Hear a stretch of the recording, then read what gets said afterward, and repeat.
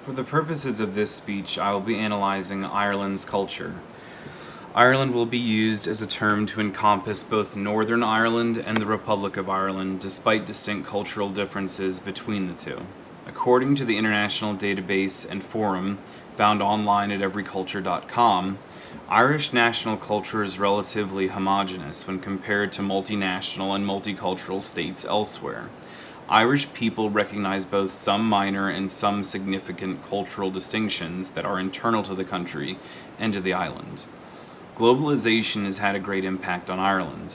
This characteristic has entrenched itself in the Irish people in the values of equality and fairness, values that have always been deeply treasured by the Irish, especially in light of its history of guerrilla warfare with Britain and infighting among the Irish people themselves. In a widely publicized study, the World Economic Forum dubbed Ireland as the world's most globalized country.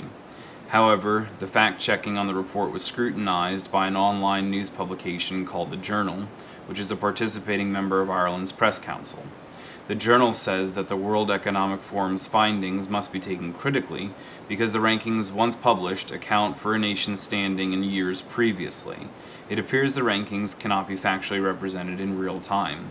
Despite the outdated nature of the data, no one can deny the significance of Ireland's current role in world economic affairs, not to mention Ireland's policymakers' purposeful positioning of international relations and communications to advance Ireland's economic helpfulness and value on a global economic scale.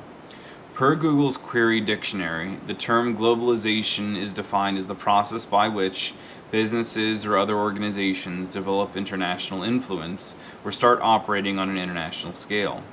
Ireland wants to be a player in the world economy, so they are positioning themselves, their policies and platforms, to be important players in the growth of the world economy. The chief way to accomplish this is through international relations, as demonstrated in the interaction of interculturally communicating. Ireland behaves in a way so as to assimilate themselves with the other world powers, making themselves as helpful as possible. Self-concept and identity were huge during wartime, as the Irish did not want the future generations to forget their culture or be unable to retain what made them Irish in the first place.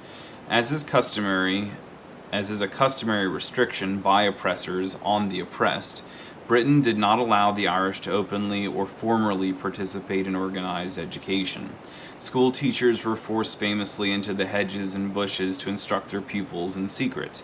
The work done by these hedge teachers ensured that their students would be able to retain some ability to understand Ireland's history and traditions and have a shot at self-conceptualization. These classrooms, hidden in the heart of nature, are now famously referred to as hedge schools. For further information on hedge schools, refer to Crisis Magazine's May 3, 2016 article written by Tom J., which can be found online. In summation of this point, Ireland was driven by a self-awareness imperative combined with the goal of self-concept and personal identity. Ireland's culture has an organic association with a peace-building imperative. Widely, the purpose for intercultural communications is peace-building, but applying this concept to a cultural understanding of Ireland enables one to see the depths to which Ireland has gone and the historical context to their strivings for peace and independence as a nation. In an Irish folk song, The Town I Loved So Well by Phil Coulter, this peace imperative is highlighted clearly in the subject matter when the speaker refers to his hometown in Ireland. Knowing that the war has destroyed the town and bruised the spirit of Ireland's people, he says, they will not forget, but their hearts are set on tomorrow and peace once again. War, infighting, and destitution, from the Easter Rising to the potato famine to countless other moments in history, have shaped Ireland's past and inform its future.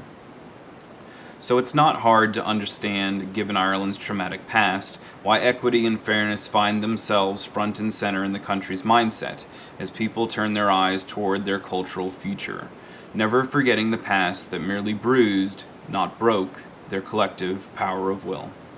The peace-building and self-awareness imperative can be found in Chapter 1 of the class textbook.